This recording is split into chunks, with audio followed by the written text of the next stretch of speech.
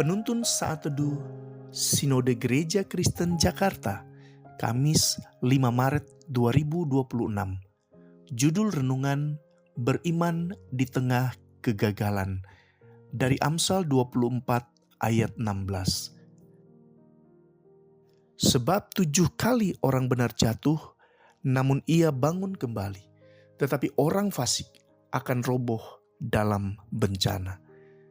Kegagalan sering meninggalkan luka yang dalam, harapan yang pupus dan jeripayah yang seolah tak membuahkan hasil dapat meruntuhkan rasa percaya diri, bahkan menggoyahkan iman. Dalam situasi seperti itu, pertanyaan tentang nilai diri, makna perjuangan, dan penyertaan Tuhan sering muncul dan mengusik hati kita. Apakah perjuangan kita berarti? Apakah Tuhan masih menyertai? Mengapa hasilnya tidak seperti yang diharapkan?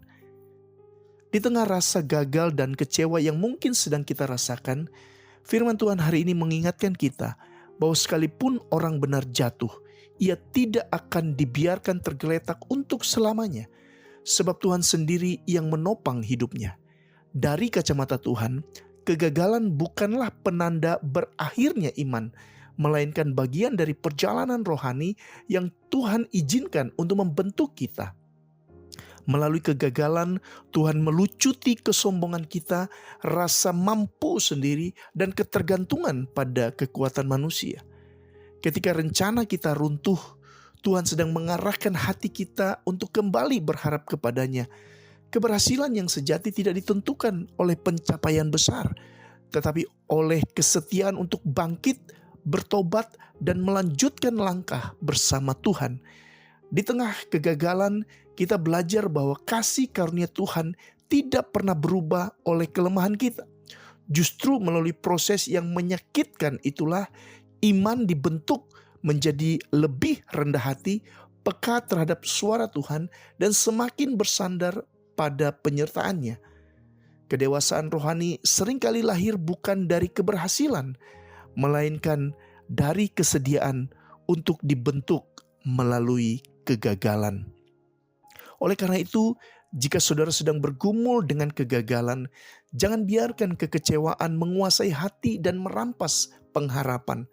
Bangkitlah dan kembalilah kepada Tuhan dengan sikap yang rendah hati.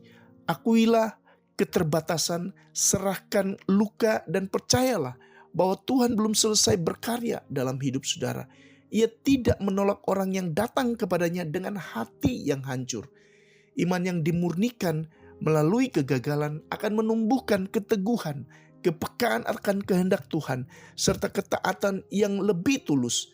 Dari kegagalan, Tuhan membentuk kita menjadi pribadi yang tidak mudah menyerah, tetapi setia berjalan bersamanya dalam pengharapan yang baru, sambil terus bersaksi tentang kasih karunia-Nya yang memulihkan.